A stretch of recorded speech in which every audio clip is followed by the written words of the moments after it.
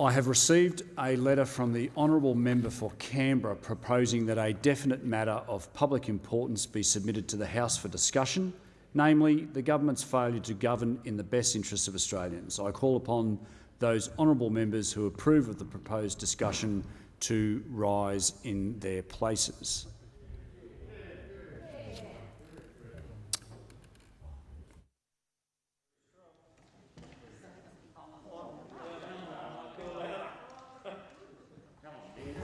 The member for Canberra has the call.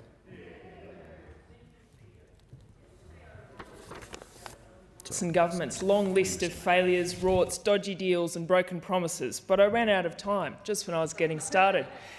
It seems they saw me coming because with the Christmas messages and valedictories this afternoon, my time has been cut short. But anyway, backed by popular demand, I've got a bit more time to discuss these issues in depth.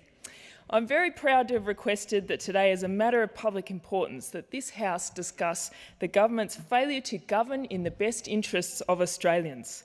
Because, in the words of Billy Joel, the Prime Minister didn't start the fire, but he most certainly doesn't hold a hose. From birthing lanes on the Barton Highway and the forced handshakes of bushfire victims to robo-debt and telling Australian women we're lucky we're not being shot at, Australia has never had a government quite like this one. Scott Morrison and Malcolm Turnbull and Tony Abbott before him. We've had almost 10 years of a government that cares more about themselves than the issues facing Australians, and Australians deserve so much better. I don't need to remind Australians about what they went through in the Black Summer bushfires in 2019 and 2020, but I will remind them of what the Prime Minister did. He went to Hawaii, and then he told us he didn't hold a hose. And when he returned, he started the PR mission from hell. He went to Cobargo, where he forced a pregnant woman to shake his hand. He snubbed our fire chiefs, who had sounded the alarm bells months earlier. He blamed arsonists and environmentalists and ignored the basic science that our changing climate would make our fire seasons worse. And this was confirmed just last week. The CSIRO published a study showing climate change is the dominant factor causing the increased size and intensity of bushfires in Australia. He did establish a Royal Commission in the aftermath, only to then ignore its recommendation to develop a sovereign aerial firefighting fleet. And always about the announcement and not the follow-up, he promised to fund the recovery, but not much has been spent, because people in this region are still living in caravans. And as the member for Eden-Monaro and the member for Gilmore will continue to focus on, these people need help. In the Bega Valley, of the 467 homes burnt down, only 34 have been rebuilt. Not good enough. This Prime Minister will always act in his own interests and not in the interests of Australia, because it's always someone else's fault, someone else's responsibility. It's why he outsourced quarantine to the states, and it's why in the minutes before COP26, this government was hopelessly divided on the question of net zero by 2050, and he put it onto the Nationals and the climate deniers in their ranks to write his policy. The same policy that embarrassed Australia on the world stage at the recent COP26 meeting in Glasgow. If that wasn't enough, the government signed up to an international agreement to act on climate change and the same day confirmed they had no intention to fulfil it. You can't believe a word they say. Remember, we've had 8 years of this government, and in that time we've had 3 Prime Ministers and more than 20 energy policies, yet they have delivered nothing. Don't believe the pamphlet, the talk of technology. Scott Morrison's real plan is to leave it to someone else, our children and our grandchildren. It's so predictable of this Prime Minister because everything else is someone else's responsibility. If you needed more proof of the lack of humanity at the centre of this government, look at their response to Brittany Higgins when she bravely spoke out about her alleged rape in this building. We saw a real moment arise for the Prime Minister to stand up and show some leadership when someone from his own team working for his minister came forward with the most distressing account of her experiences here in this building. But setting aside what we might have liked to have seen from the leader of our nation in response to this, what about as an employer, a senior colleague, a human being? How did he respond to a young woman, a member of his own staff, who should have been safe in her workplace? We heard that the government was taking action, yet in the meantime he was asking his former Chief of Staff to undertake an inquiry into what his staff knew about when. We still don't know the answer to that. We heard that Jenny had told him to think about it as a father. Yet in the meantime, his staff were backgrounding against Brittany Higgins' loved ones. We heard from the Prime Minister that women have copped this for far too long, right before he tried to weaponise the experience of women to blackmail the media. Brittany Higgins' brave testimony and the other revelations of disgraceful behaviour in this building led to a groundswell from women around this country, because what was going on in this building is what was going on in their workplaces, in their homes and in our community. We have a deep-seated problem with violence against women in this country. Yet this Prime Minister wouldn't go out and stand with the thousands of women outside this building and around the country who marched that day in the March for Justice to say enough is enough. I was proud to stand out there with them, as were many of my colleagues, but when we came in, the Prime Minister told us we were lucky that we hadn't been shot at.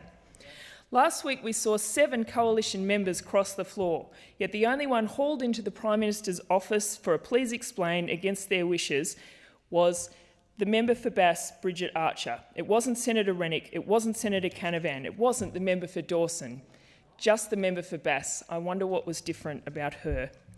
And let's not forget that this week we saw one of the Prime Minister's senators barking at a female parliamentarian on the very day that Kate Jenkins' damning report into the culture of this building was handed down. Australians want to see a better standard from their parliament than this. But this is a government that has one standard for itself and another for everyone else. This is a government that has no respect for the institutions of this parliament, for our democracy, for integrity, for accountability. It shuts down debate at every opportunity, and in fact in this, the last sittings of this year and possibly their term, what are they trying to rush through? Not some great reform, but a voter suppression bill, Trump style, and I'm proud that Labor stood against this and this bill has been defeated, because we didn't want to see it made harder for Australians to vote. You couldn't write this stuff. They have failed to introduce a federal integrity commission, having promised it over 1,000 days ago. But apparently that's our fault as the opposition, that the government has not introduced a piece of legislation because they don't want to have the debate. On scandals, the list is too long for me to go through it again. Sports rorts, pork and ride, the scandals surrounding the member for Hume, Watergate, Grassgate, forged documents. We've got the Leppington Triangle, where $30 million was spent on land worth $3 million. We've got the member for Pearce and his anonymous $1 million donation, and this government's unprecedented vote against sending that to the Privileges Committee. We've seen secrecy. We've seen a secret trial where this government has tried to prosecute in secret Bernard Collaery and witness K. And of course, we've seen the attacks and interference on the ABC and even the raiding of Annika Smethurst's home. We've seen millions spent on the COVID-19 app, and who's using that? Did it work? Did it trace one case? No, it didn't. What has the Prime Minister done amongst this scandal? He has dodged, deflected, distracted and backgrounded, and he has an uncomfortable relationship with the truth. Shanghai Sam, 17 times he said that and then said he'd never said it. Electric vehicles, ending the weekend. We all saw you say that. Front of the queue, leaking diplomatic text. I won't go on. Because we all know what's going on, and no wonder with the list of scandals they've accumulated over this past decade that they do not want a Federal Integrity Commission to look into these issues. It's been a lost decade for Australia because we're the ones who pay the price, Mr Speaker. We're the ones who are paying the price for a government incapable of acting in the interests of anyone but themselves. For 8 long years, this government has squandered Australia's advantages and ruined our reputation on the world stage. We rank last among 60 countries on climate policy. We have slipped to 59th in the world for average broadband speeds. We rank 8th out of 11 high-income countries for healthcare affordability. Educational outcomes have slipped. We are ranked as more corrupt and we have less trust in government. Household debt as a share of GDP is now the 2nd highest of 43 countries, and we have the 3rd most unaffordable housing market. 1 in 6 Australian children... Order. It being 4:30, I propose and I'm out of time the question again. that the House do now adjourn.